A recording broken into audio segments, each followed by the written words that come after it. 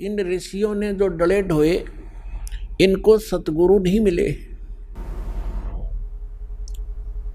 इन ऋषियों ने जो साधनाएं की, एक तो वेदों को आधार माना और वेदों को शब्द नहीं सके, क्योंकि परमेश्वर ने आकर स्वयं बताया है कि गुरु बिन काहू न पाया ज्ञान, जो थोथा बुस छड़े मूढ़ किसाना।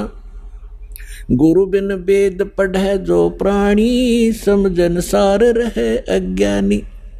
ये जितने भी ऋषि थे, इनको सतगुरु मिले नहीं। इन्होंने वेदों को सब पढ़ा, लेकिन ये सार नहीं समझ सके इस वेदों का, इसलिए आज तक ये अज्ञानी स्वयं रहे और अपने फॉलोअर को भी उसी अज्ञान से परिपूर्ण कर दिया, और जिसका खामियाना आज तक ये मानव समाज भोग रहा है, भर रहा है। परमात्मा आए, उनको रिजेक्ट करवा दिया नकली ऋषि, महर्षि और मंडलेश्वरों ने, ये कहकर कि ये ज्ञानी है, अशिक्षित है, क्या जाने वेदों और ग्रंथों के गूढ़ रहस्यों को, संस्कृत आती नहीं। और वो संस्कृत के मास्टर कहलाते थे।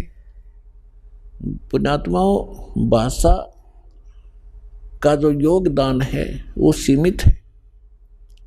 अब कोई संस्कृत भाषा जानता है तो इंग्लिश नहीं आती तो अविद्वान हो गया वो।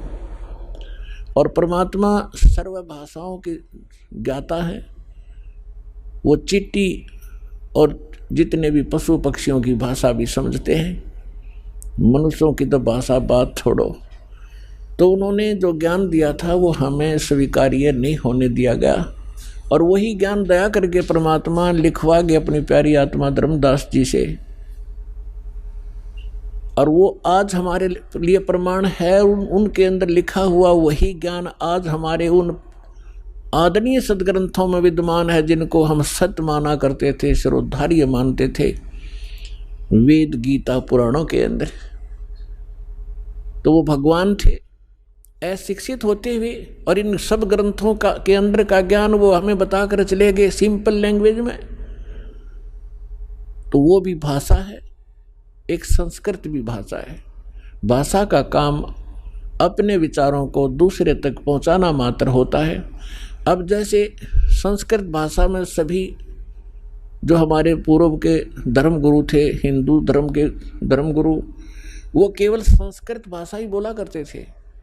सदग्रंथों को उन्होंने रट रखा था, चारों वेदों को भी घोट लिया था, चतुर्वेदी कहलाते थे।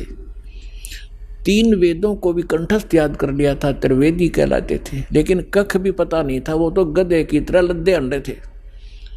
जैसे परमात्मा कहते हैं, पीठ मनुखा दाखल दिए कर्रा खात बबूल। जैसे ऊंट के ऊपर मनुखा दाख लाद रखी थी, और वो स्वयं झाड़ों में मुंह फुड़वा रहा है, और उसके पीठ के ऊपर कितनी अनमोल वस्तु रखी है, कितनी मीठी वस्तु रखी है, उसका उसे ज्ञान नहीं। इसी प्रकार हमारे जितने धर्मगुरु थे, इन सदग्रंथों को ये कंठस्थ याद कर लिया करते थे, लेकिन खाते थे झाड़ बोझड़े, यानी आन उपासना ही किया करते थे।